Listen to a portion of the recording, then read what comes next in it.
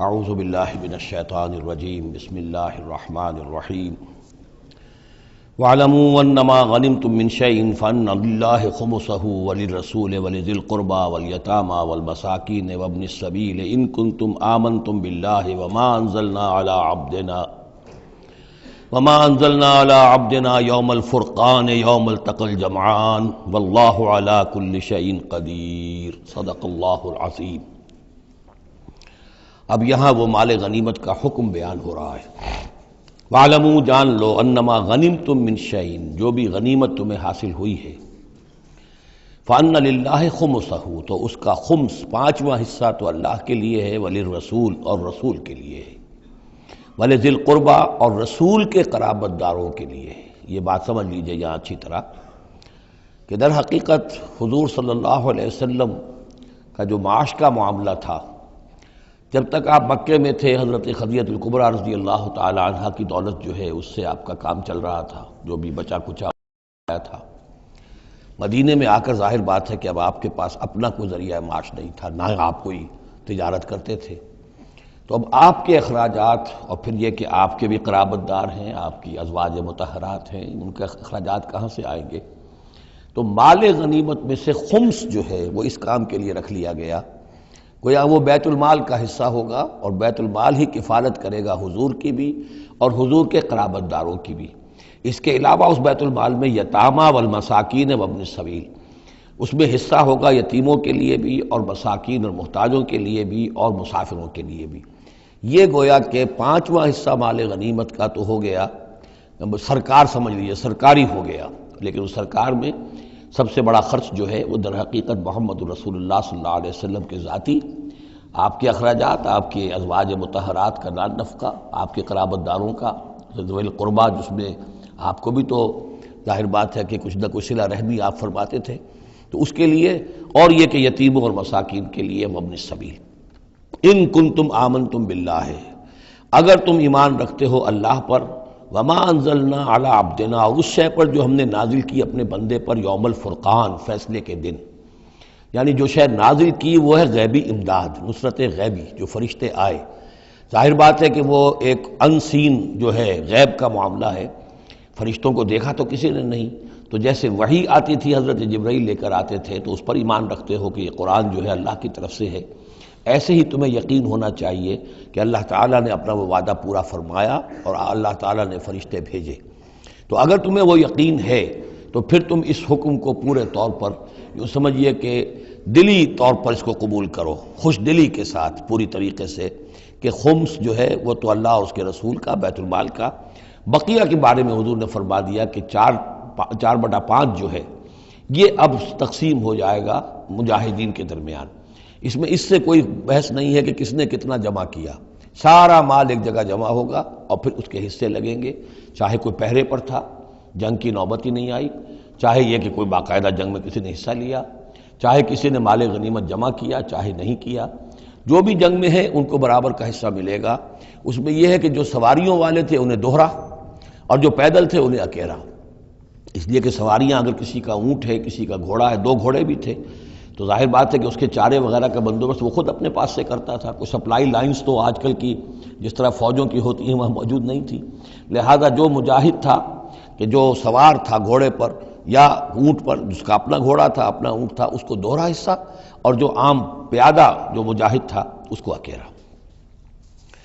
وَاعْلَمُوا أَنَّمَا غَنِمْتُم مِّن شَيْءٍ فَأَنَّ لِلَّهِ خُمُسَهُ وَلِلرَّسُولِ وَلِذِي الْقُرْبَى وَالْيَتَامَى والمساکین وابن السبیل ان کنتم آمنتم باللہ وما انزلنا علی عبدنا یوم الفرقان یوم التقى الجمعان، اس فرقان والے دن، فیصلے کے دن، جس دن کی 2 فوجیں بھڑ گئی تھیں۔ واللہ علی کل شیء قدیر اور اللہ تعالیٰ ہر چیز پر قادر ہے۔ اذ انتم بالعدوۃ الدنیا وہم بالعدوۃ القصویٰ، اصل میں یہ جو وادی ہے جس میں بدر واقع ہوا ہے یہ ایک گھاٹی سی ہے جو دونوں کناروں کے اوپر تو بہت تنگ ہے لیکن درمیان میں بہت کھل کر میدان بن جاتا ہے۔ اس کا ایک سرا جو ہے وہ شمال کی طرف نکل جاتا ہے اور وہ جا رہا ہے شام کی طرف، ایک سرا جنوب کی طرف ہے اور وہ جاتا ہے مکے کی طرف، ایک مشرق کی طرف آتا ہے کہ جو مدینے کی طرف آ رہا ہے، اور اکثر و بیشتر جو پہلے حاجی جاتے تھے وہ اسی راستے پر تھے، یہی راستہ تھا۔ اب تو جو نیا طریق الہجرہ بڑی اعلیٰ سڑک بن گئی ہے تو لوگوں کو ان مقامات سے گزرنے کا موقع نہیں ملتا، ورنہ بدر سے ہو کر ہی راستہ گزرتا تھا۔ تو ایسا ہوا ہے کہ اللہ تعالیٰ کی طرف سے ایسی اسکیم بن گئی، تدبیر ایسی ہو گئی کہ عین بر وقت پہنچے۔ وہ جو مدینے والا سرا تھا جو قریب تھا مدینے کے اس وادی کا، اس پر حضور پہنچے، اور عین اسی وقت جو دور والا سرا تھا،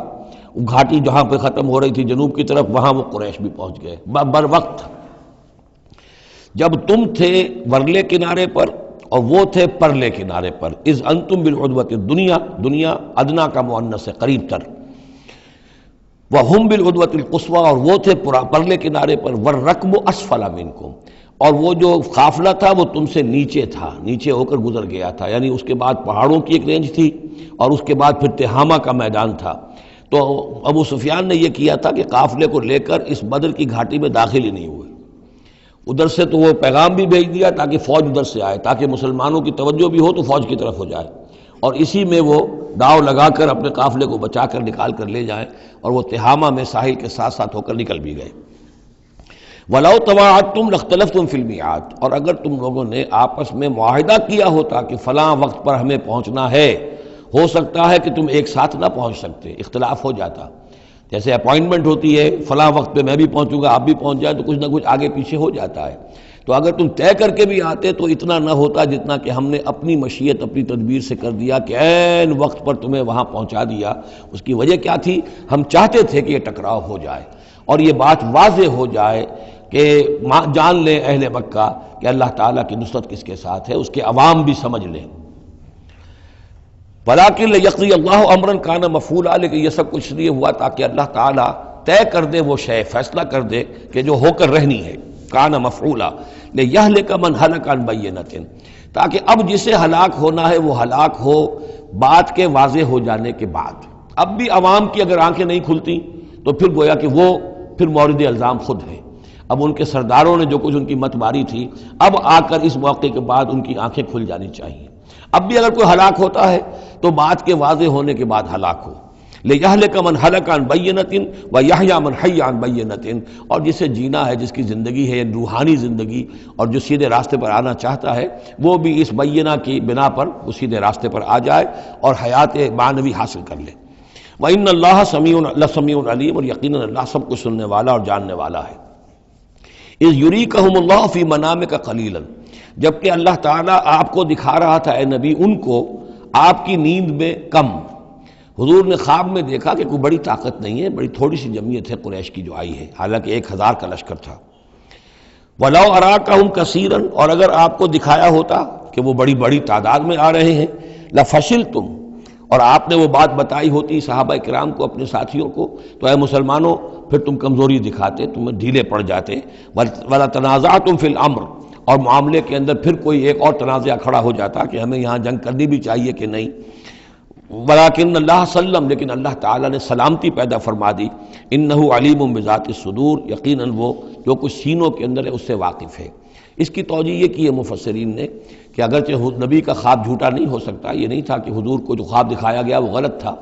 اصل میں ان کی جو معنوی حقیقت تھی وہ دکھا دی گئی۔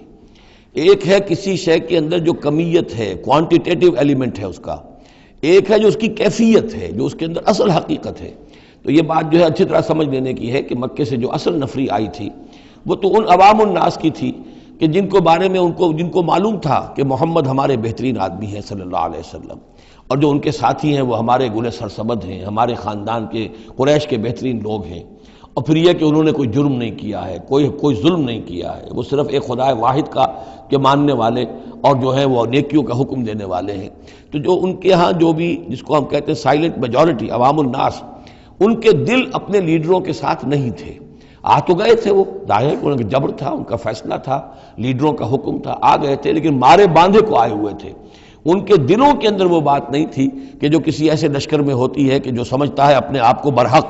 ہم حق کے لیے لڑ رہے ہیں، تو اس کے اندر جو طاقت ہوتی ہے اس لڑنے والے کے اندر، وہ اس شخص میں نہیں ہوتی کہ جو مارے باندھے کو لے آیا گیا ہو اور خود اسے اپنے دل میں یہ یقین نہ ہو کہ میں حق کے لیے لڑ رہا ہوں۔ اس اعتبار سے معنوی طور پر جو ان کی کیفیت تھی اس کے اعتبار سے وہ واقعتاً کم تھے، تو حضور کو خواب میں اللہ تعالیٰ نے ان کی اصل حقیقت دکھائی۔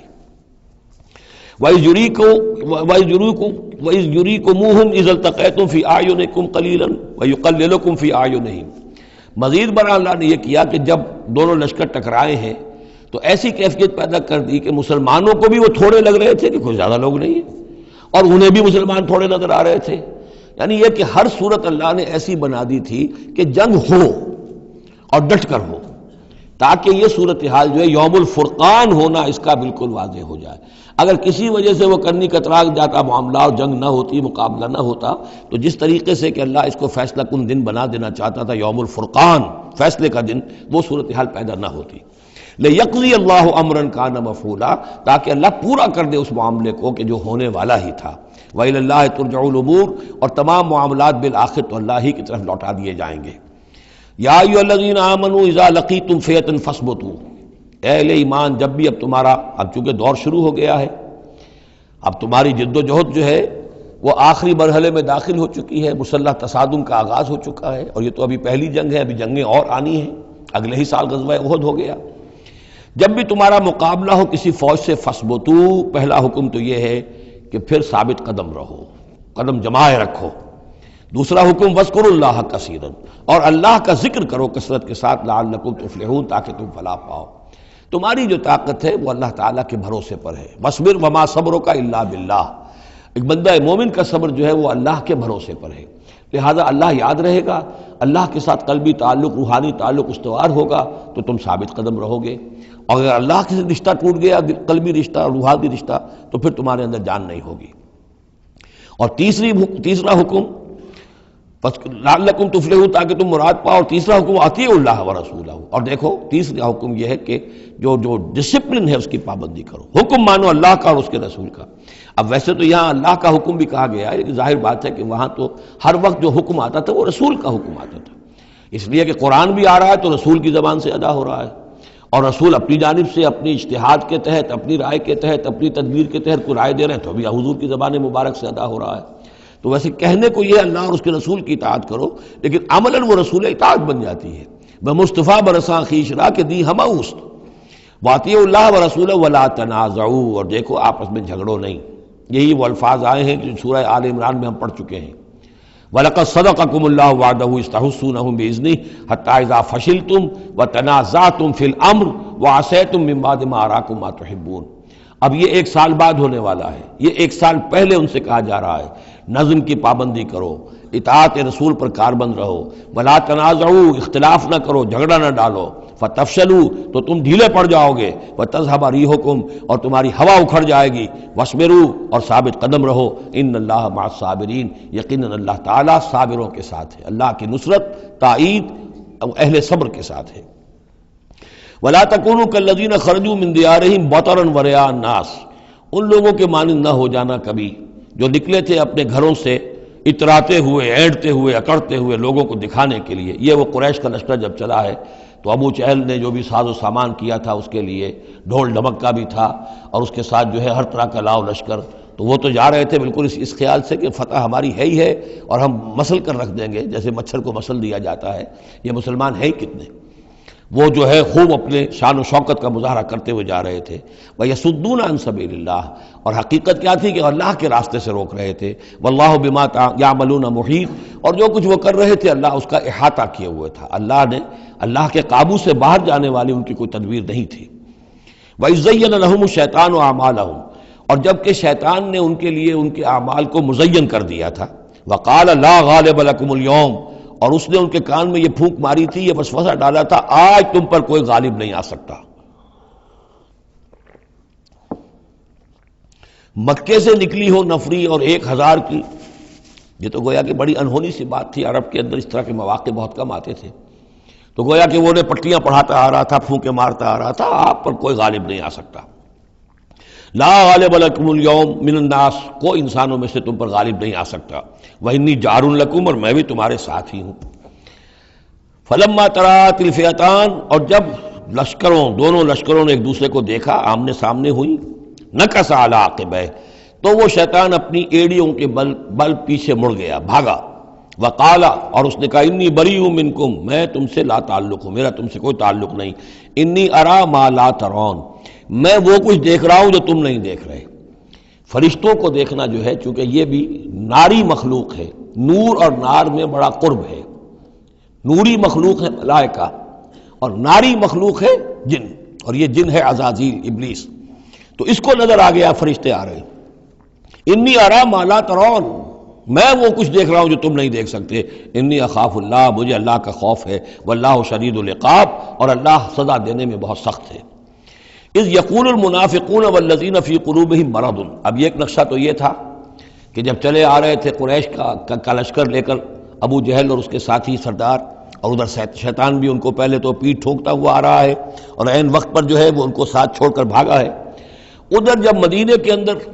اب جہاں وہاں سے مسلمان چلے تھے، حضور چلے تھے، تو جو کوئی منافق پیچھے رہ گئے تھے وہ اب باتیں کر رہے تھے۔ اذ یقول المنافقون والذین فی قلوبہم مرض، جبکہ کہہ رہے تھے وہ منافق لوگ اور وہ لوگ کہ جن کے دلوں میں روگ تھا، غر ہؤلاء دینہم، ان مسلمانوں کو تو ان کے دین نے بالکل دھوکے میں ڈال دیا ہے، مت ماری گئی ہے، دماغ خراب ہو گیا ہے، قریش سے ٹکرانے چلے ہیں، ان کی عقل جواب دے گئی ہے۔ ہم تو پہلے بھی سمجھتے تھے کہ یہ سفہاء ہیں، بے وقوف ہیں، احمق ہیں، لیکن اب تو معلوم ہوتا ہے کہ سرے سے مت ماری گئی۔ غر ہؤلاء دینہم، ان کے دین نے ان کی مت مار دی۔ ومن یتوکل علی اللہ فإن اللہ عزیز حکیم، انہیں کیا پتا کہ جو کوئی توکل کرے اللہ پر تو اللہ تعالیٰ زبردست ہے، حکمت والا۔ وَلَوْ تَرَىٰ يَتَوَفَّى الَّذِينَ كَفَرُوا الْمَلَائِكَةُ، اور کاش تم دیکھ سکتے جب کہ قبض کرتے ہیں فرشتے ان کافروں کو، ان کی جانوں کو، یضربون وجوہہم، ان کے چہروں پر ضرب لگاتے ہوئے، وادبارہم، اور ان کی پیٹھوں پر، وذوقوا عذاب الحریق، اور کہتے اب چکھو جلنے کا عذاب، ذالک بما قدمت ایدیکم، اور یہ وہ کچھ ہے جو تمہارے اپنے ہاتھوں نے آگے بھیجا ہے، وان اللہ لیس بظلام للعبید، اور یہ کہ اللہ تو ہرگز اپنے بندوں کے حق میں ظالم نہیں ہے، ظلم کرنے والا نہیں ہے۔ کداب آل فرعون والذین من قبلہم، جیسے کہ معاملہ ہوا آل فرعون کا اور ان کا جو ان سے پہلے تھے۔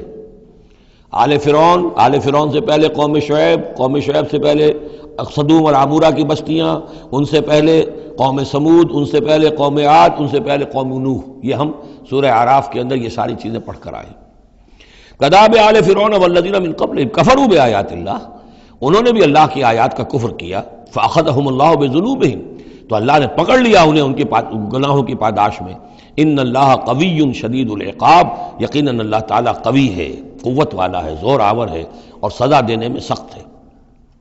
ذالک بان اللہ لم یکن مغیرا نعمۃ انعمها علی قوم حتی یغیروا ما بانفسہم، یہ اس لیے ہے کہ اللہ تعالیٰ کا یہ طریقہ نہیں ہے کہ کوئی نعمت جو اس نے کسی قوم کو دی ہو اس میں تغیر کر دے جب تک کہ وہ قوم اپنے اندر کی کیفیت کو متغیر نہ کر دے۔ یعنی یہ ہر قوم جو اٹھی تھی اسی شکل میں اٹھی تھی کہ اللہ تعالیٰ نے ایک نبی بھیجا، جیسے کہ قوم ہود ختم ہوئی تو حضرت ہود اور ان کے ساتھیوں کے ذریعے سے ایک نئی قوم وجود میں آئی جو آگے چل کر سمود کہلائی۔ تو یہ لوگ کون تھے؟ یہ لوگ تھے جن کو اللہ نے نعمت دی تھی، انعام دیا تھا، احسان کیا تھا، ایمان انہیں ملا تھا، لیکن جب انہوں نے اپنی اس نعمتوں کو بدل دیا، کفر کی روش پر آ گئے، توحید کی پگڈنڈی چھوڑ کر، توحید کی شاہراہ کو چھوڑ کر شرک کی پگڈنڈیوں پہ مڑ گئے، تو پھر اللہ تعالیٰ کی نعمت بھی تبدیل ہو جاتی ہے، اللہ تعالیٰ نعمت سلب کر لیتا ہے، انعام کی جگہ پر اللہ کا عذاب آ جاتا ہے۔ ذالک بان اللہ لم یکن مغیرا نعمۃ انعمها علی قوم حتی یغیروا ما بانفسہم، یہی ہے جو مضمون آگے بھی آئے گا سورہ رعد میں بھی، اور اس کو پھر یہ کہ اردو میں بھی ایک شعر میں لوگوں نے پیش کیا ہے کہ خدا نے آج تک اس قوم کی حالت نہیں بدلی، نہ ہو جس کو خیال آپ اپنی حالت کے بدلنے کا۔ قوموں کے اپنے اندر کے حالات بدلتے ہیں تو پھر تقدیر بدلتی ہے، صرف خواہش سے، وشفل تھنکنگ سے، امانی سے کوئی بات نہیں ہوا کرتی۔ اور قوم ظاہر بات ہے کہ افراد پر مشتمل ہوتی ہے، پہلے کچھ افراد بدلیں گے، ان کے اندر قلب ماہیت ہوگی، ان کا باطن بدلے گا، ان کی سوچ، ان کے نظریات، ان کے خیالات، ان کے مقاصد، ان کی دلچسپیاں، ان کی امنگیں تبدیل ہو جائیں گی۔ یہ اندر کے بدلے ہوئے لوگ جو ہیں جب کثیر تعداد میں ہوں گے تو پھر یہ مل جل کر زور لگائیں گے، طاقت لگائیں گے، معاشرے کو بدل دیں گے، اور پھر یہ اس طریقے سے کہ انقلاب آئے گا۔ چون بجاں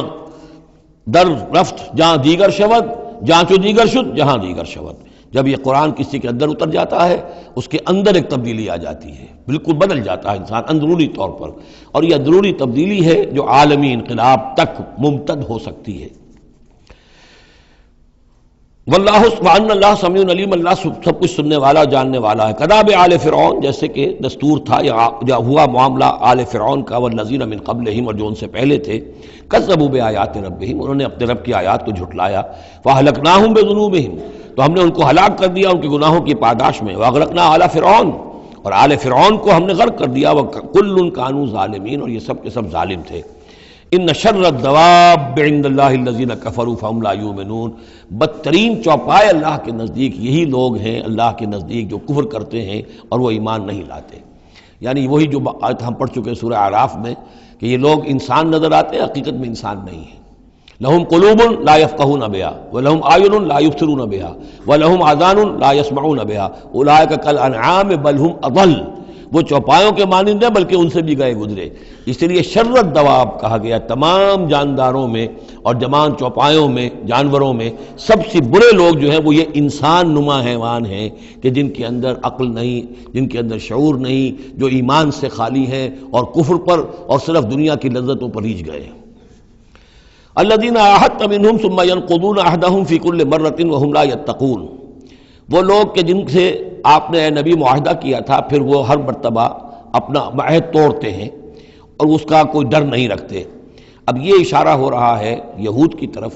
کیونکہ حضور جب مدینے میں تشریف لائے تو میں نے آپ کو شروع میں بتا دیا تھا کہ آپ نے بہت بڑا یہ سمجھیے کہ اس کو Montgomery what, professor Montgomery what نے جس قدر تعریف کی ہے اس کی، اور سارے جتنے بھی الفاظ ہو سکتے تھے انگریزی زبان میں، اسٹیٹسمین شپ کہ حضور کا معاملہ، فہمی کا معاملہ، تدبر کا معاملہ، سیاست کو سمجھنے کا معاملہ، اس کی بہت بڑی بات یہ ہے کہ آپ نے یہودی قبائل جو تھے تینوں ان کو معاہدوں میں جکڑ لیا. تو یہ ایک بہت بڑا آپ کا کارنامہ تھا. لیکن اب ظاہر بات ہے جکڑے تو وہ گئے، اندر سے وہ دشمنی کرتے تھے، ساز باز کرتے تھے. اوپر معاہدہ ہے، اندر سے ساز باز چل رہی ہے، پیغامات بھیجے جا رہے ہیں قریش کو کہ کیا کر رہے ہیں آپ لوگ، کیوں دیر کر رہے ہیں، کیوں نہیں حملہ کرتے، ہم اندر سے آپ کی مدد کریں گے. تو یہ خدمت ابھی چل رہی تھی. تو فرمایا الذین عاہدت منہم ثم ینقضون عہدہم، وہ لوگ کہ جن سے نبی آپ نے عہد کیا، معاہدے کیے، اور وہ یہ کہ اپنے معاہدے توڑ رہے ہیں. فی کل مرۃ، ہر بار. وہم لا یتقون، اور وہ ڈرتے نہیں ہیں. فإما تثقفنہم فی الحرب، تو اگر آپ پا جائیں انہیں جنگ میں، فشرد بہم من خلفہم،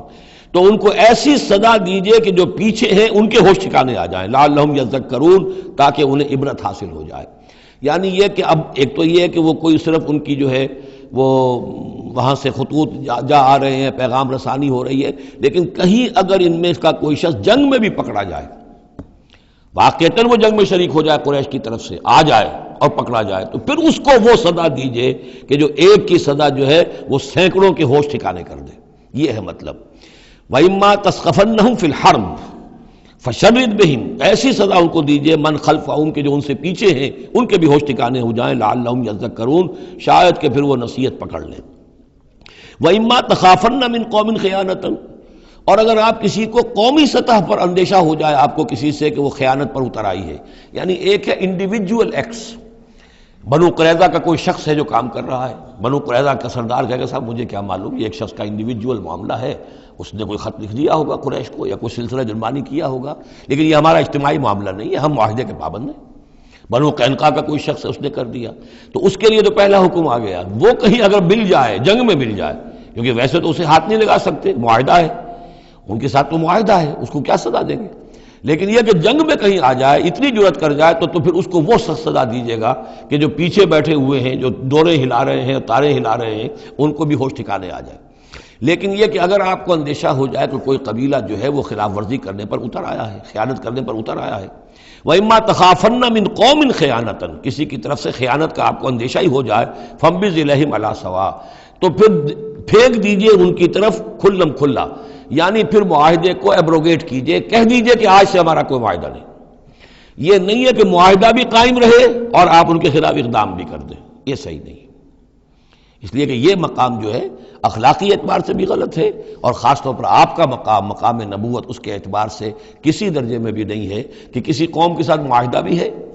آپ کو اندیشہ ہے کہ وہ خیانت کر رہے ہیں، تو آپ کھلم کھلا اعلان کر دیجئے کہ آج سے میرا اور تمہارا کوئی معاہدہ نہیں، پھر اقدام کیجئے. لیکن یہ کہ بغیر اس اعلان کے کوئی اقدام کرنا ان کے خلاف، یہ در حقیقت اللہ تعالیٰ جو اخلاق چاہتا ہے اہل ایمان کے، اس کے منافی ہے. وَإِمَّا تَخَافَنَّ مِنْ قَوْمٍ خِيَانَةً فَانبِذْ إِلَيْهِمْ عَلَىٰ سَوَاءٍ. اصل میں یہی وہ بات تھی جس کے حوالے سے مولانا مودودی مرحوم نے 1948 میں یہ جو جہاد کشمیر اس وقت ہو رہا تھا اس کے بارے میں رائے ظاہر کی تھی کہ ہندوستان کے ساتھ ہمارے سفارتی تعلقات ہیں، بھارت کے ساتھ ہمارا سارا معاملہ معاہدات کے اوپر چل رہا ہے، پھر اگر یہ کہ معاملہ جو ہے دوسری طرف ہم یہ شکل کر رہے ہیں کہ وہاں پر جنگ کا معاملہ کر رہے ہیں تو یہ غلط ہے، شریعت کی روح سے، قرآن کی روح سے غلط ہے۔ ہمیں کھلم کھلا اعلان کرنا چاہیے، جو بھی ہو اللہ تعالیٰ پر بھروسہ رکھنا چاہیے، کھل کر سامنے آنا چاہیے۔ یہ یا کہ میز کے اوپر تو معاہدہ ہے، ہاتھ مل رہے ہیں اور میز کے نیچے سے ٹانگیں گھسیٹی جا رہی ہیں، یہ دنیا داروں کا دھندا تو ٹھیک ہے، لیکن اسلام کی روح سے ایک اسلام کے نام پر بننے والی مملکت کی حکومت کا یہ طرز عمل درست نہیں ہے۔ یہ تھا وہ معاملہ جو سن 48 میں مولانا مودودی نے یہ رائے ظاہر کی تھی، اور اس پر پھر کافی ان کے خلاف جو ہیں عوامی جذبات جو ہیں وہ بہت جو ہے اس وقت بہت بلند ہو گئے تھے، مشتعل ہو گئے تھے، اس لیے کہ عوام کی اپنی سوچ ہوتی ہے۔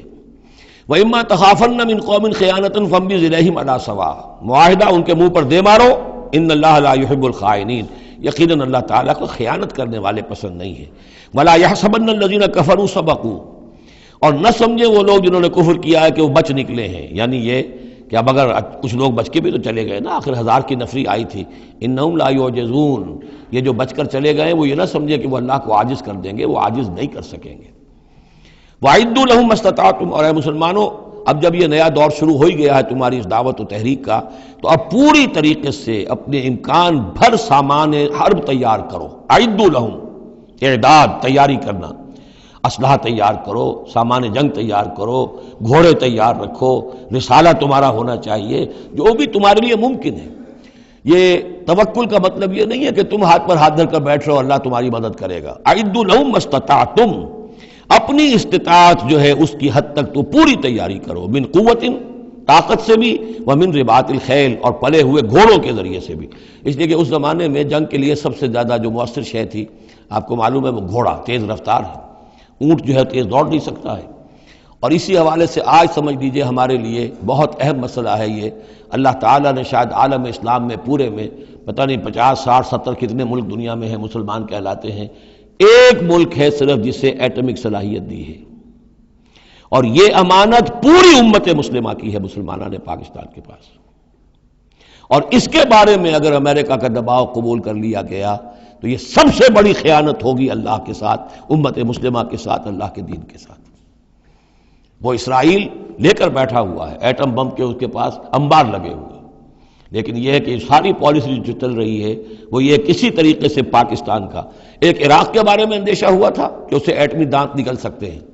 اس ایک مرتبہ اس کا وہ ایٹمک پلانٹ جو ہے اس کا بھرکس نکال دیا تھا، دوسری مرتبہ یہ کہ اس کا پورا بھرکس ہی نکل گیا، اگلا پچھلا کھایا پیا سب اگلوا دیا۔ اب پاکستان پر سارا دباؤ، ساری ڈپلومیسی جو بھی چل رہی ہے اس وقت، کان کھولنے کی اور آنکھیں کھول کر دن گزارنے کی ضرورت ہے۔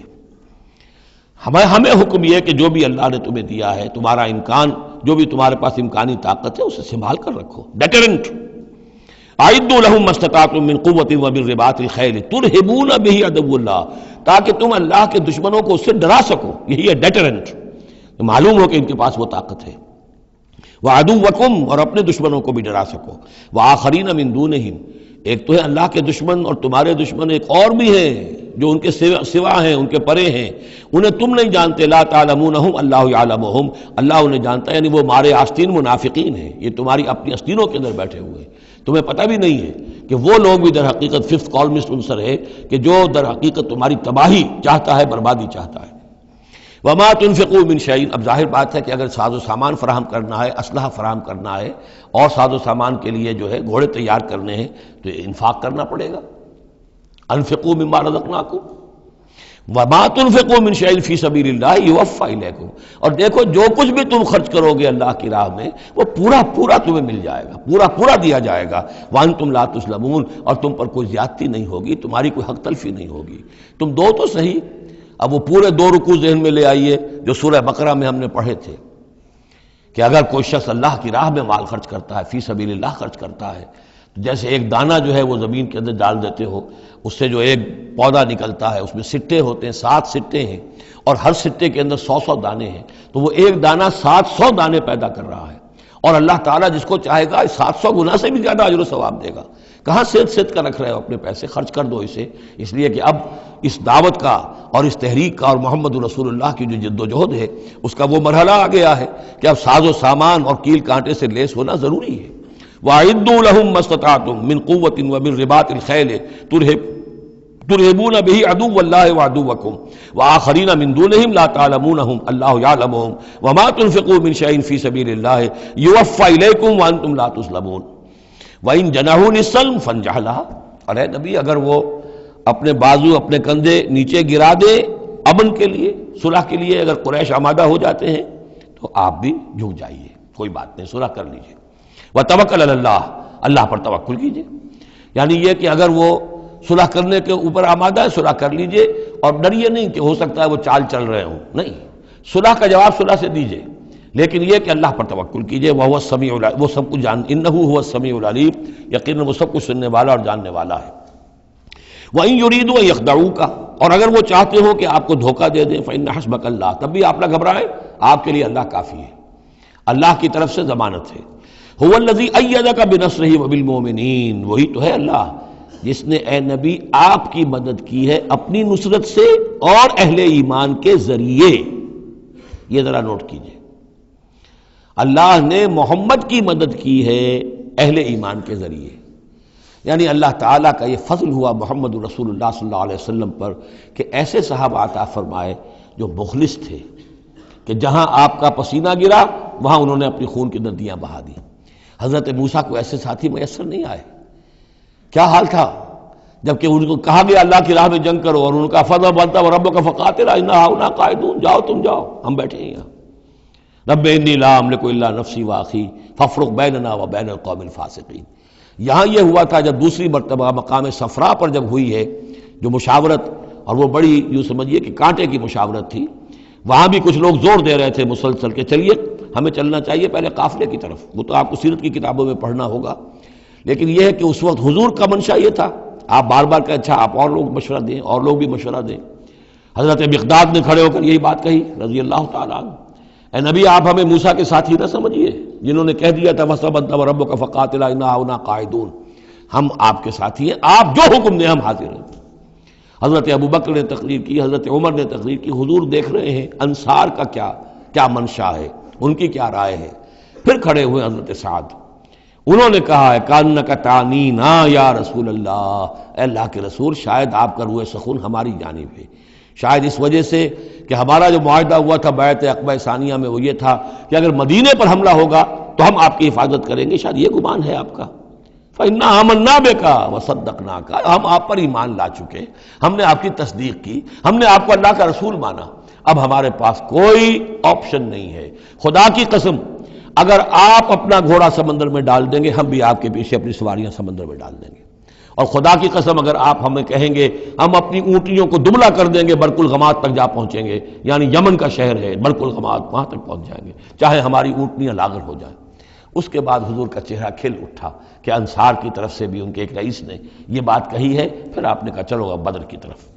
تو یہ اللہ تعالیٰ نے گویا کہ حضور کی مدد کی ہے اہل ایمان سے۔ هو الذی ایدک بنصرہ، ایک تو اللہ کی مدد آئی آسمان سے، فرشتے آئے، اور ایک وبالمؤمنین، اور اہل ایمان کے ذریعے سے آپ کی مدد کی ہے۔ من انصاری الی اللہ، کون ہے میرا مددگار اللہ کی راہ میں۔ وَأَلَّفَ بَيْنَ قُلُوبِهِمْ، اور ان اہل ایمان کے دلوں میں اللہ نے محبت پیدا کر دی۔ لَوْ أَنفَقْتَ مَا فِي الْأَرْضِ جَمِيعًا مَا أَلَّفْتَ بَيْنَ قُلُوبِهِمْ، ارے نبی اگر آپ دولت کے ذریعے سے محبت پیدا کرتے کہ لوگوں کو زیادہ زیادہ ان کے دل کی نرمی کے لیے، تالیف قلب کے لیے جو ہے پیسے دیے جائیں، اگر زمین کی ساری دولت بھی آپ خرچ کر دیتے تو ان میں یہ تالیف، یہ الفت پیدا نہیں ہو سکتی تھی۔ ولیکن اللہ الف بینہم، یہ تو اللہ تعالیٰ ہی نے ان کے مابین یہ الفت پیدا کر دی ہے۔ یہ ہم سورہ آل عمران میں بھی پڑھ چکے ہیں کہ تمہارا معاملہ جو ہے اذ کنتم اعداء فالف بین قلوبکم فاصبحتم بنعمتہ اخوانا، آیت نمبر 103 ہے سورہ آل عمران کی۔ وکنتم علی شفا حفرۃ من النار فانقذکم منہا کذالک یبین اللہ لکم آیاتہ لعلکم تہتدون، تم تو تباہی کے آگ کے گڑھے کے کنارے تک پہنچ چکے تھے۔ ولیکن اللہ الف بینہم انہ عزیز الحکیم، یقیناً وہ زبردست ہے حکمت والا۔ یا ایھا النبی حسبک اللہ ومن اتبعک من المؤمنین، اے نبی آپ کے لیے اللہ کافی ہے اور وہ کہ جو پیروی کر رہے ہیں آپ کی اہل ایمان میں سے۔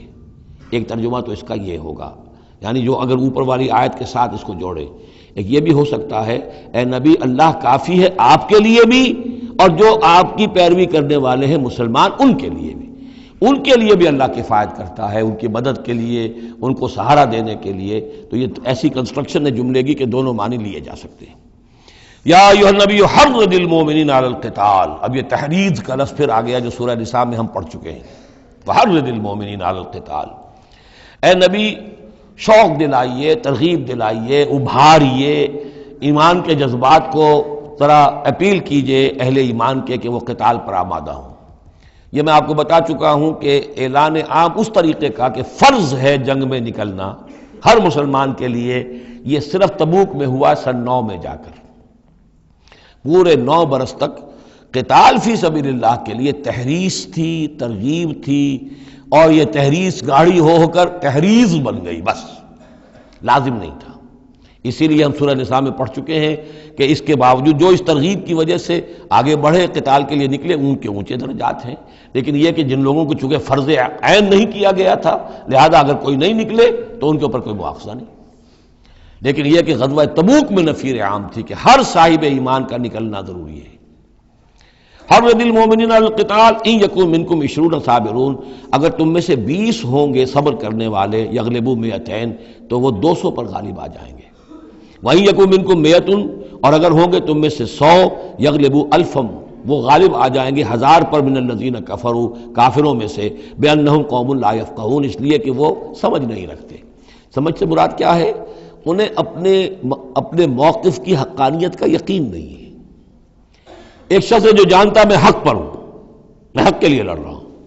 ایک شخص ہے ڈل مل ہے، ایسے ہی لڑ رہا ہے، مارے باندھے کو لڑ رہا ہے، کسی کے کہے سے آ گیا، مرسینری ہے، تنخواہ یافتہ ہے اس لیے آ گیا۔ اب اس میں اور اس میں زمین و آسمان کا فرق ہوگا۔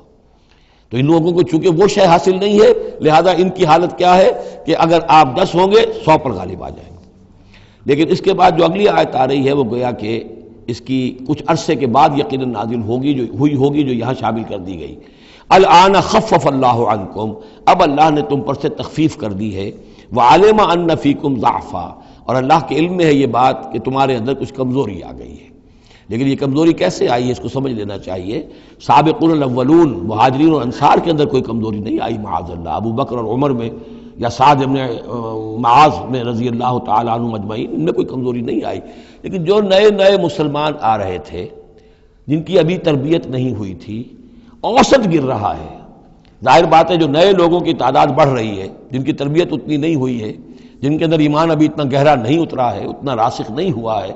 تو اس کے حوالے سے اب فرض کیجئے کہ 1000 کے اندر پہلے تو ایسے ہوتے تھے کچے پکے جو ہیں وہ 20 ہیں، 50 ہیں، 100 ہیں، اب یہ ہے کہ ان کی تعداد بڑھتی جا رہی ہے اگر، تو نتیجہ کیا ہوگا کہ اوسط جو ہے وہ گر جائے گی۔ اس اوسط کے اعتبار سے اب تمہارے اندر کچھ کمزوری آ گئی ہے۔ فَإِن يَكُن مِّنكُم مِّائَةٌ صَابِرَةٌ يَغْلِبُوا 200،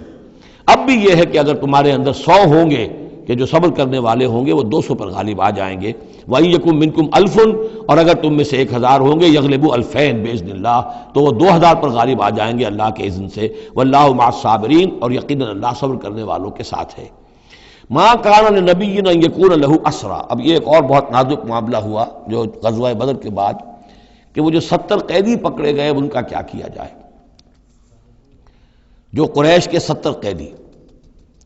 اب اس کی ایک شکل تو یہ تھی، مشاورت کی حضور نے، حضرت ابوبکر کی ایک رائے تھی، حضور کی اپنی رائے بھی وہی تھی، اس لیے کہ جو مزاج حضور کا تھا، آپ شفیق، نرم، رؤوف، رقیق القلب، یہی معاملہ حضرت ابوبکر کا تھا۔ حضرت عمر تھے سخت، اشدہم فی امر اللہ عمر، حضرت عمر کی یہ رائے تھی کہ ان سب کو قتل کر دینا چاہیے، اگر ہم نے فدیہ لے کر یا معاف کر دیا ویسے ہی چھوڑ دیا، یہ پھر دوبارہ آئیں گے، کفر کو تقویت حاصل ہوگی۔ تو اس کو تو جب تک کہ کفر کی کمر ٹوٹ نہ جائے، یہ سانپ جو ہے جب تک کہ پوری طرح کچلا نہ جائے، اس وقت تک جو ہے ہمیں کوئی نرمی نہیں کرنی چاہیے، بلکہ وہ اس حد تک تھے کہ ہم میں سے یہ جو قیدی آئے ہیں جو ان کے قریب ترین عزیز ہوں، بس مہاجرین کے اندر وہ لوگ موجود تھے، قریش کے جو لوگ پکڑے گئے ہیں، تو مہاجر جو تھے یہاں صحابہ کرام وہ بھی تو قرشی تھے، تو اپنے قریب ترین عزیزوں کو اپنے ہاتھ سے قتل کریں، یہ حضرت عمر کی رائے تھی۔ حضور صلی اللہ علیہ وسلم کی رائے اور حضرت ابوبکر کی رائے بھی یہ تھی کہ نہیں، نرمی کی جائے، فدیہ لے کر چھوڑ دیا جائے۔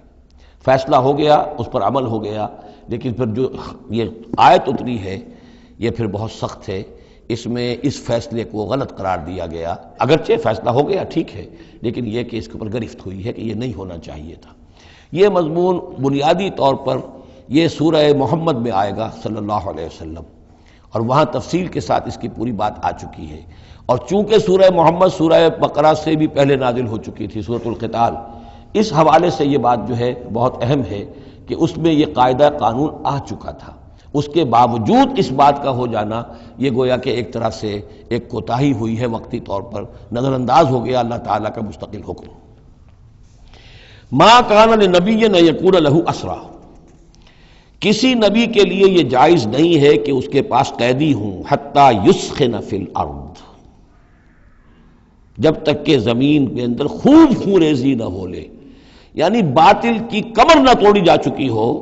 اس وقت تک قیدی رکھنا۔ قیدی رکھنے کا مطلب تو ہے کہ وہ زندہ رہیں گے، آج نہیں تو کل انہیں چھوڑنا پڑے گا، آپ چھوڑیں گے ان کو، وہ پھر کفر کی تقویت کا باعث بنیں گے۔ تريدون عرض الدنیا، تم دنیا کا ساز و سامان چاہتے ہو، یعنی فدیہ ملے گا، مال ملے گا۔ اب یہ ظاہر بات ہے کہ نہ حضور کی یہ نیت ہو سکتی تھی معاذ اللہ، اور نہ حضرت ابو بکر کی، لیکن اللہ تعالیٰ کا معاملہ ہے، جب وہ اپنے نبیوں کے اوپر بھی کبھی گرفت کرتا ہے تو بظاہر الفاظ بڑے سخت ہوتے ہیں، بظاہر بڑے سخت ہوتے ہیں، تو اس کے اندر وہ سختی موجود ہے۔ ظاہر بات ہے کہ یہ بات نہ حضور کے لیے نہ حضرت ابو بکر کے لیے۔ تريدون عرض الدنیا، تم دنیا کا سامان چاہتے ہو، واللہ یرید الآخرہ، اللہ کے پیش نظر آخرت ہے۔ سورہ محمد کی آیت نمبر 4 میں یہ پورا قانون آئے گا، ہم وہاں پڑھ لیں گے۔ واللہ عزیز حکیم، اور اللہ تعالی عزیز اور حکیم ہے۔ لولا کتاب من اللہ سبقہ، اگر نہ ہوتی بات اللہ کی طرف سے جو پہلے سے آ چکی تھی، یعنی سورہ محمد کی آیت نمبر 4، اس میں ایک امکان نکلتا تھا اس کی تعبیر کا، اگرچہ تعبیر کے اندر میرے نزدیک غلطی ہوئی ہے، لیکن پھر بھی ایک اس کے اندر امکان موجود تھا جس کو کہ استعمال کیا ہے محمد الرسول اللہ صلی اللہ علیہ وسلم سے۔ لولا کتاب من اللہ سبقہ، اگر یہ اللہ تعالیٰ کی طرف سے بات پہلے سے طے نہ ہو چکی ہوتی، لمسکم فیما اخذتم عذاب عظیم، تو جو کچھ تم نے یہ فدیہ وغیرہ لیا ہے اس پر تم پر بڑا سخت عذاب آتا۔ قانون ہم سورہ محمد میں پڑھیں گے کہ وہ کیا تھا، اور اس کی انٹرپریٹیشن کے اندر یہاں حضور نے کس جگہ سے گنجائش نکالی۔ دیکھیے ہوتا یہ ہے کہ آپ کا رجحان نرمی کا ہے تو آپ ایک ہی بات کے اندر سے نرم پہلو نکال لیں گے، جیسے کہ میں نے عرض کیا تھا کہ جو لوگ کے سنتے ہیں الذین یستمعون القول فیتبعون احسن، وہ لوگ کہ جو کسی بات کو سن کر پھر پیروی کرتے ہیں اس میں سے بہترین کی، جو بھی اس میں اعلیٰ ترین درجہ ہے اس تک پہنچنے کی کوشش کرتے ہیں۔ لیکن طبیعت کے اندر جو نرمی تھی تو اس نرمی کی وجہ سے حضور نے اس کے اندر ایک اپنے لیے گنجائش نکال لی، لیکن چونکہ اس آیت کے اندر وہ گنجائش واقعتاً موجود ہے، لہذا فرمایا اگر وہ نہ ہوا ہوتا، لولا کتاب من اللہ سبقہ، اگر وہ آیت پہلے نازل نہ ہو چکی ہوتی، لمسکم فیما اخذتم عذاب عظیم، تو تم پر جو بھی تم نے لیا ہے یہ فدیہ وغیرہ، اس پر تم پر بڑی سخت پکڑ ہوتی اور عذاب آتا۔ روایات میں آتا ہے کہ حضور بھی اور حضرت ابو بکر بھی دونوں پھر اس آیت کے نزول کے بعد روتے رہے ہیں کہ ہم سے یہ خطا ہوئی ہے۔ بہرحال خطا اجتہادی ہے، کوئی غلط اس طرح کی نہیں ہے کہ کسی صریح حکم کی خلاف ورزی کی گئی ہو، وہ یہ ہے کہ جو بھی اس میں رعایت رکھی گئی تھی اس کو آپ نے اپنے اجتہاد سے اس کے اندر سے جو بھی نرمی کا پہلو تھا وہ نکال دیا۔ فَكُلُوا مِمَّا غَنِمْتُمْ حَلَالًا طَيِّبًا، تو اب کھاؤ جو تمہیں ملا ہے غنیمت۔ غنیمت میں وہ بھی ہے جو عین جنگ کے موقع پر مال غنیمت ملا، اور جو فدیہ اب مل رہا ہے وہ بھی غنیمت ہے۔ حلالا طیبا، کھاؤ، اس میں کوئی اب تمہیں ہچکچاہٹ نہ ہو، حلال اور طیب ستھرا۔ واتقوا اللہ، اللہ کا تقوی اختیار کرو، ان اللہ غفور الرحیم، یقیناً اللہ تعالیٰ بخشنے والا رحم فرمانے والا ہے۔ یا ایھا النبی قل لمن فی ایدیکم من الاسریٰ، اے نبی کہہ دیجئے ان لوگوں سے جو آپ کے قبضے میں ہیں قیدی۔ اب قیدیوں میں جان لیجئے حضرت عباس ابن عبد المطلب بھی تھے رضی اللہ عنہ، جو حضور کے چچا تھے۔ گمان غالب یہ ہے کہ وہ ایمان تو لا چکے تھے، اپنے ایمان کا اعلان نہیں کیا تھا، لہذا جنگ میں کفار کے ساتھ ہو کر آئے تھے، وہ بھی گرفتار تھے۔ اور بھی کچھ لوگ تھے کہ جن کے بارے میں حضور جانتے تھے کہ یہ لوگ جو ہے اپنی دلی خواہش سے نہیں آئے ہیں، بلکہ یہ کہ اپنے سرداروں کے دباؤ کی وجہ سے آئے ہیں، لیکن قانون تو قانون ہے۔ تو اس طریقے کا معاملہ جب ہوا ہے، اور پھر حضور کے اپنے اقدامات، وہ قیدی ہیں ابو العاص، ان کی بڑی صاحبزادی زینب رضی اللہ تعالی عنہ نے پھر ان کے لیے اپنا وہ ہار بھیجا ہے جو حضرت خدیجہ نے انہیں شادی کے موقع پر دیا تھا۔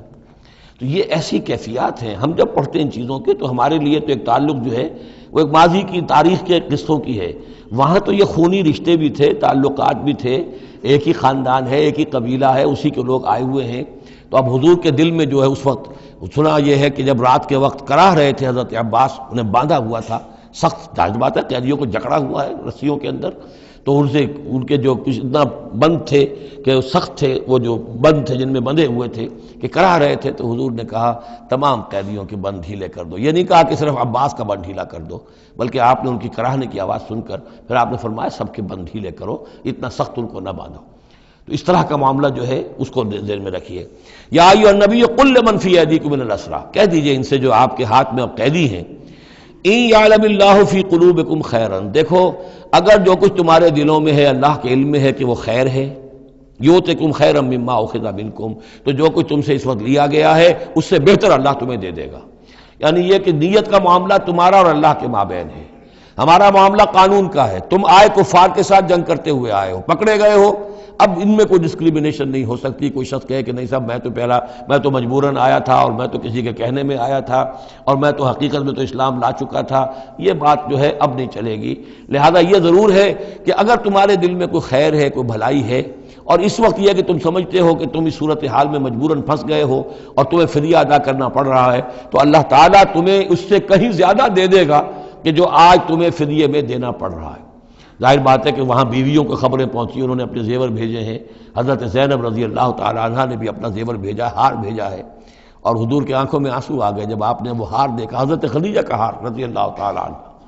وہ پوری زندگی جو آپ کی گزری تھی حضرت خدیجہ کے ساتھ، وہ ساری آنکھوں میں نگاہوں کے سامنے آ گئی، جو ان کی وفاداری تھی اور جو انہوں نے خدمت کی تھی، وفا شعاری کی تھی۔ تو اس کے بعد مسلمانوں سے کہا کہ یہ ماں کی یادگار تھی بیٹی کے پاس، اگر آپ لوگ اجازت دیں تو یہ اس کو واپس کر دیا جائے، تو اس کو پھر لوگوں کی اجازت سے وہ ہار واپس کیا گیا۔ تو یہ سارے جو جذباتی معاملات تھے ان کو اچھے سے سمجھیے کہ ہم پڑھتے ہوئے ان چیزوں کو سمجھتے ہیں کہ جیسے ایک بس تاریخ کا ایک واقعہ ہے، اس کے ساتھ جو احساسات، جذبات، جو اس کے ساتھ اور فوری جو اس وقت کی کیفیات تھی، اس کا ہمارے لیے اکثر و بیشتر تو ممکن ہی نہیں کہ تصور کر سکے۔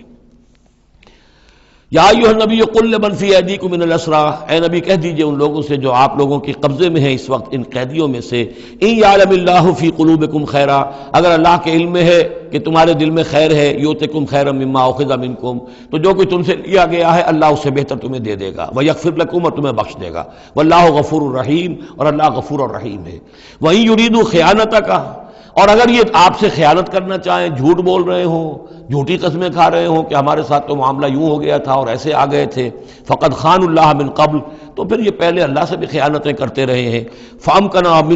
منہم فامکنا منکم، اللہ تعالیٰ نے ان کو پکڑوا دیا، واللہ علیم الحکیم، اللہ حکیم اور علیم ہے۔ اب یہ یوں سمجھیے کہ کنکلوڈنگ آیات ہے سورہ مبارکہ کی، ان الذین آمنوا وہاجروا وجاہدوا باموالہم وانفسہم فی سبیل اللہ والذین آووا ونصروا اولئک بعضهم اولیاء بعض، یقیناً وہ لوگ جو ایمان لائے اور جنہوں نے ہجرت کی اور جہاد کیا اپنے اموالوں اور جانوں کے ساتھ اللہ کی راہ میں، اور وہ لوگ جنہوں نے انہیں پناہ دی اور ان کی مدد کی، اولئک بعضهم اولیاء بعض، یہ وہ لوگ ہیں کہ جو ایک دوسرے کے ساتھی ہیں، رفیق ہیں۔ یہ آپ نے بات سمجھ لی۔ اس وقت تک مسلمان معاشرہ جو ہے یہ دو حصوں میں علیحدہ علیحدہ منقسم تھا، مہاجرین، انصار۔ اگرچہ مہاجرین اور انصار کو بھائی بھائی بنایا جا چکا تھا، لیکن ظاہر بات ہے کہ صرف اس طرح کے تعلق سے وہ پورا جو قبائلی نظام جو ہے وہ ایک دم تو تلپٹ نہیں ہو جاتا۔ تو اس وقت تک یہ صورتحال بھی یہ ہے کہ جو پہلے جو 8 مہمیں حضور نے بھیجی ہیں اس میں کسی انصاری کو شریک نہیں کیا، وہ ایکسکلوسیولی مہاجر فینومینن تھا۔ جنگ بدر میں پہلی مرتبہ جو ہے انصار شریک ہوئے ہیں، ورنہ پہلے صرف مہاجرین تھے۔ لہذا وہ پہلی آیت جو ہے ان الذین آمنوا، وہ لوگ جو ایمان لائے، وہاجروا، انہوں نے مکے سے ہجرت کی، مدینے آ گئے، وجاہدوا باموالہم وانفسہم فی سبیل اللہ، اور انصار مدینہ تو اب جہاد میں شریک ہوئے ہیں، یہ 1.5 سال سے اس جہاد میں پہلے سے چلے آ رہے ہیں کہ پوری 8 مہمیں جو پہلے کی ہیں وہ ایکسکلوسیو جو ہیں وہ صرف مہاجرین نے کی ہیں۔ وجاہدوا باموالہم وانفسہم فی سبیل اللہ، یہ ایک طبقہ ہو گیا، ایک جماعت ہو گئی۔ والذین آووا، اور انصار کی شان کیا ہے؟ انہوں نے انہیں جگہ دی، پناہ دی، اپنے گھر تقسیم کر دیے، اپنی دکانیں تقسیم کر دی، اور اس طریقے سے مسلمانوں کے لیے اپنے دلوں میں بھی اور اپنے گھروں میں بھی پوری جگہ پیدا کی۔ اولئک بعضهم اولیاء بعض، انہوں نے مدد بھی کی، یہ سب ایک دوسرے کے ساتھی ہیں۔ والذین آمنوا ولم یہاجروا، اور وہ لوگ کہ جو ایمان لائے لیکن ہجرت نہیں کی، ما لکم من ولایتہم من شیء، تمہارا ان کے ساتھ اب کوئی تعلق نہیں۔ آگے چل کر سورہ نساء میں جو بعد میں نازل ہوئی ہیں، پڑھ چکے ہیں ہم پہلے، ان میں تو یہ ہے کہ وہ کافر اور منافق قرار دیا گیا، ان کے ساتھ وہی سلوک کرو جو کافروں کے ساتھ ہے، انہیں پکڑو اور قتل کرو،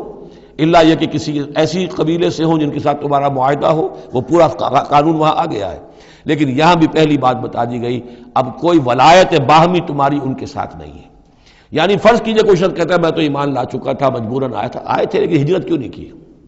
جب ہجرت نہیں کی تو اب تمہارا شمار ہوگا انہی لوگوں کے ساتھ جن کے ساتھ تم جنگ کر کے آئے ہو۔ تم یہ نہیں کہہ سکتے کہ میرا تعلق جو ہے اہل ایمان سے شمار کیا جانا چاہیے۔ والذین آمنوا ولم یہاجروا ما لکم من ولایتہم من شیء، تو کوئی تمہاری ان سے رفاقت نہیں ہے، کوئی تعلق نہیں ہے، کوئی عہد نہیں ہے، کوئی قول و قرار نہیں ہے۔ یہ آیت بھی معلوم ہوتا ہے کہ انہی جو اسیر تھے غزوہ بدر کے، انہی کی طرف اصل میں روح سخن ہے۔ حتیٰ یہاجروا، جب تک کہ وہ ہجرت نہ کریں، ہاں واپس جائیں، فدیہ دے کر جائیں، پھر ہجرت کر کے آ جائیں تو ٹھیک ہے، پھر وہ مسلمانوں میں سے ہوں گے، تمہارے بھائی ہوں گے، تمہارے حمایتی ہوں گے اور تم ان کی حمایت کرو گے۔ وَإِنِ اسْتَنصَرُوكُمْ فِي الدِّينِ، اور وہ لوگ کہ جو ایمان تو لائے لیکن ہجرت نہیں کی، اپنے اپنے قبیلوں میں رہے یا مکے میں رہے، اگر وہ تم سے مدد مانگے دین میں، فَعَلَيْكُمُ النَّصْرُ، تو اے مسلمانوں تم پر واجب ہے ان کی مدد کرنا۔ إِلَّا عَلَىٰ قَوْمٍ بَيْنَكُمْ وَبَيْنَهُمْ مِيثَاقٌ، سوائے اس کے کہ وہ کسی ایسی قوم سے تعلق رکھتے ہوں کہ جن کے اور تمہارے درمیان کوئی معاہدہ ہے۔ اگر کوئی قبیلہ ہے کہ جس کے ساتھ حضور نے معاہدہ کیا ہوا ہے صلح کا، اور وہاں کوئی مسلمان ہے اور وہ ہجرت تو کر نہیں رہا، وہاں سے وہ مدد کی درخواست کرتا ہے کہ میری مدد کی جائے، تو اس کے خلاف اس کی مدد نہیں کی جائے گی، اس لیے کہ قوم کے ساتھ معاہدہ ہے۔ واللہ بما تعملون بصیر، اور جو کچھ تم کر رہے ہو اللہ اسے دیکھ رہا ہے۔ والذین کفروا بعضهم اولیاء بعض، اور وہ لوگ جنہوں نے کفر کیا وہ ایک دوسرے کے ساتھی ہیں، ایک دوسرے کے حمایتی ہیں، ایک دوسرے کے پشت پناہ ہیں۔ عرب قبائلی معاشرے کے اندر یہ جو ولایت کا معاملہ ہوتا تھا، اس میں پھر یہ ذمہ داریاں بھی آتی تھیں۔ کسی کے اوپر تاوان پڑ گیا ہے تو جو اس کے ولی ہیں، جو اس کے حلیف ہیں، ان کو بھی تاوان میں سے حصہ پہ دینا پڑتا تھا۔ کوئی قیدی ہو گیا ہے، اسے کوئی فدیہ دینا ہے تو جو اس کے حلیف ہیں، جب اس کے گھر والے بھی وہ فدیے کے لیے رقم جمع کریں گے تو وہ حلیف بھی اس کے اندر اپنا حصہ ڈالیں گے۔ تو یہ تو معاشرے کے اندر جو قبائلی معاشرہ ہوتا ہے یہ چیزیں ہوتی ہیں۔ تو یہاں فرما دیا گیا جو کافر ہیں وہ ایک دوسرے کے حلیف ہیں، جو اہل ایمان ہیں وہ ایک دوسرے کے حلیف ہیں، لیکن اہل ایمان میں سے جو ہجرت نہیں کرتے وہ اہل ایمان کے حلیف نہیں ہیں، بلکہ وہ تو انہی کافروں کے ساتھ شمار ہوگا ان کا جن کے ہاں وہ رہ رہے ہیں۔ البتہ یہ کہ اگر وہ مدد طلب کریں تمہیں مدد کرنی ہوگی، بشرطے کہ ان کے قبیلے سے تمہارا کوئی معاہدہ نہ ہو۔ الا تفعلوہ، اگر تم ان چیزوں کی پابندی نہ کرو۔ ایک مسلمان ہے، وہاں سے اس نے خط لکھ دیا ہے کہ مجھے یہاں ستایا جا رہا ہے، حالانکہ اس قبیلے سے آپ کا معاہدہ اور آپ چڑھ دوڑے اس قبیلے کے اوپر، تو یہ معاملہ نہیں چلے گا دنیا کے اندر۔ ہر چیز کا ایک قاعدہ ہے، قانون ہے، اسے وہاں سے ہجرت کرنی چاہیے، یا ہجرت نہیں کر رہا ہے تو تکلیف جھیلنی چاہیے، برداشت کرنی چاہیے۔ مسلمان مدد نہیں کر سکتے چونکہ اس کے قبیلے سے مسلمانوں کا معاہدہ ہے۔ الا تفعلوہ، اگر یہ قواعد و ضوابط پیش نظر نہیں رکھو گے، ان کی پابندی نہیں کرو گے، تکن فتنۃ، تو پھر تو یہ ہے کہ فساد برپا ہو جائے گا، فتنہ پھیلے گا، فی الارض و فساد کبیر، اور بہت بڑی جو ہے بدامنی ہو جائے گی۔ اب وہ آیت آگے جس کا میں نے ذکر کیا تھا، والذین آمنوا وہاجروا وجاہدوا فی سبیل اللہ والذین آووا ونصروا اولئک هم المؤمنون حقا۔ اب ان دو طبقات کو جمع کر دیا گیا، والذین آمنوا وہاجروا وجاہدوا فی سبیل اللہ والذین آووا ونصروا۔ ویسے یہ کہ وہ لوگ جو ایمان لائے اور جنہوں نے ہجرت کی اور جنہوں نے جہاد کیا اللہ کی راہ میں، یعنی یہ مہاجرین، والذین آووا، اور وہ انصار مدینہ جنہوں نے انہیں پناہ دی، انہیں جگہ دی، انہیں اکوموڈیٹ کیا، والذین آووا ونصروا، اور نصرت کی، اولئک هم المؤمنون حقا لهم مغفرۃ ورزق کریم، ان کے لیے مغفرت ہے اور رزق کریم ہے۔ تو مومن حقیقی کی تعریف یہاں پر جو آئی ہے دو حصوں میں بٹ کر، وہ میں چاہتا ہوں کہ پھر اچھی طریقے سے آپ سمجھ لیں، انتہائی اہم بات ہے یہ۔ ایک مسلمان کے لیے بنی الاسلام علی خمس، 5 چیزیں ہیں، کلمہ شہادت، نماز، روزہ، حج، زکوٰۃ۔ لیکن حقیقی مومن ہونے کے لیے دو چیزیں اور بڑھیں گی، صرف شہادت نہیں، یقین قلبی اور نماز روزہ حج زکوٰۃ کے ساتھ جہاد فی سبیل اللہ۔ گویا کہ 7 چیزیں ہوں گی، 7 شرطیں پوری ہوں گی تو ایک شخص بندہ مومن کہلائے گا۔ یہ تعریف ہے کہ جو سورہ الحجرات کی آیت نمبر 14-15 میں آئی، وہاں پہلے فرمایا قالت الاعراب آمنا قل لم تؤمنوا ولکن قولوا اسلمنا ولما يدخل الايمان في قلوبكم۔ یہ بدو کہہ رہے ہیں ہم ایمان لے آئے، اے نبی ان سے کہہ دیجئے تم ایمان نہیں لائے ہو، بلکہ یوں کہو کہ ہم مسلمان ہو گئے، ہم نے اطاعت قبول کر لی ہے، ابھی تک ایمان تمہارے دلوں میں داخل نہیں ہوا۔ اب اگلی آیت میں پھر اسی سیاق کے اندر اگلی آیت میں مومن کون ہے؟ انما المؤمنون الذين آمنوا بالله ورسوله ثم لم يرتابوا۔ مومن تو وہ ہیں جو ایمان لائیں اللہ پر، اس کے رسول پر، پھر شک نہ باقی رہے، یقین بن جائے۔ اور دوسرے وجاہدوا باموالہم وانفسہم فی سبیل اللہ، اور وہ جہاد کریں اللہ کی راہ میں اپنی جانوں اور مالوں کے ساتھ۔ اولئک ھم الصادقون، صرف وہ سچے ہیں۔ اس کو میں نے پرکار سے تشبیہ دی تھی۔ اب اگر وہ دل میں یقین ہے تو اس کی کیا کیفیات پیدا ہو جائیں گی؟ دلی یقین کی کیفیات وہ شروع میں آ گئی ہیں۔ انما المؤمنون الذین اذا ذکر اللہ وجلت قلوبہم،